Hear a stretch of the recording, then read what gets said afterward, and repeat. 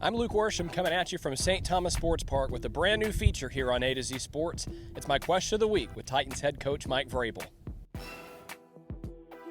The matchup that everyone's been watching over the first week of Titans training camp has been the Titans' young defensive back group getting to go up against A.J. Brown and Julio Jones every day in practice.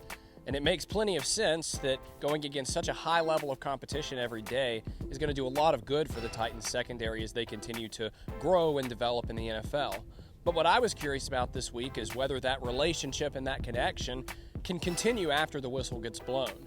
That's why this week I wanted to ask Mike Vrabel if it's helpful for players to get advice and tips on what works and what doesn't from the players that line up on the other side of the line of scrimmage at the position opposite to theirs. This is what Mike had to say.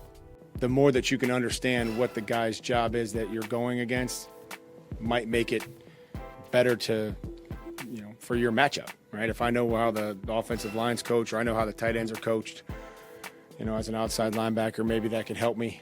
Asking these guys to try to be a little bit more aware, and I think knowing what the position across from me is doing is probably part of that.